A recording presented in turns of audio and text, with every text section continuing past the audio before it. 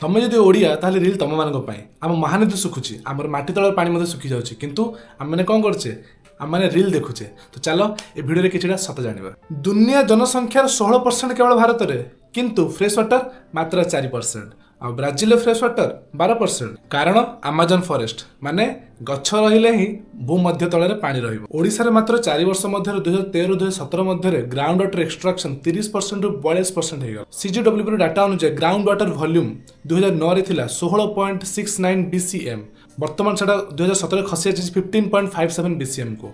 30 जिला मध्य 24 जिला मध्य ground water depletion हम बोली सीजीडब्ल्यू निज निज रिपोर्टर सूचना देइछन्ते।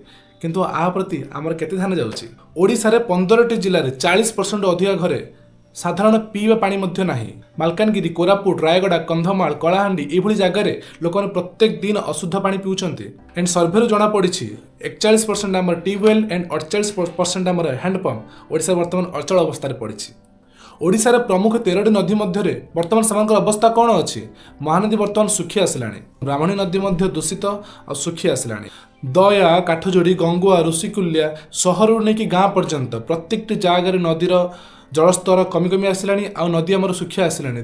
जो नदी गुड़िक आमर लाइफ लाइन थिले वर्तमान प्रत्येक नदी आम प्रदूषित कर चलीछे। कटक ड्रेन रु बाहर प्रत्येक वर्ज्यवस्तु वर्तमान काठजोड़िया महानदी मिशुची। भुवनेश्वर रु जी इंडस्ट्रियलाइजेशन वेस्ट जी ड्रेन जाकि सब आम गंगुआ नदी आ दया नदी मिशुची। कौन आम आमर नदी को बंचाई पारिबा?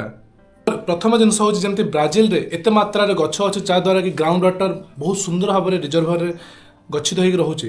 तो आमे जिते परिमाण हम जिते वृक्षरोपण करने निहाती आवश्यक। द्वितीय जिनस रेन वाटर हार्वेस्टिंग ऑफिस नहीं स्कूल पर्यंत घर नहीं कॉर्पोरेट पर्यंत प्रत्येक जगह रेन वाटर हार्वेस्टिंग को आमे सेतिकी प्राधान्य दवा कथा। तृतीय जिनस हूँ आमे नदी आमर अलिया आवर्जना न फोपाड़ी जी ड्रेन पानी नदी को न आनी नदीर पानी को स्वच्छ और परिमल रखिले ऑटोमेटिकली आम ग्राउंड वाटर रिचार्ज हो पार। ओडिशार प्रत्येक वर्ष 231 बीसीएम वर्षा होता है किंतु ओनली आमर आवश्यक होची 55 बीसीएम। माने जानि पारुचंती वर्षार परिमाण बहुत ही बेसी किंतु आमर आवश्यक बहुत ही कम। से भली भाव जदि आमे से वर्षार जल को जदि आमे संरक्षित करी रखि परिबा ताले निहाती भाव भविष्य रे आमे ओडिसा को ए जल संकट रो मध्ये रक्षा करि परिबा। महानदीर जल जदि सुखी जिवो ताल सेटा फेरि परिबो नाही या ग्राउंड वाटर जदि बहुत तळु पळेला ताको रिचार्ज करिया मध्ये बहुत कष्ट। तेणु वर्तमान आम पाखरे समय अछि तो ए ओडिसा को किभली भाव रे जल संकट रो उद्धार करिबा ता दीर्घ काम करी। तो ए भिडियोटी प्रत्येकटी गोटे ओडिया भाई को शेयर करंतु एवं कमेंट माध्यम रे लिखंतु आमे समस्ते मु भी गछ लगेइबी।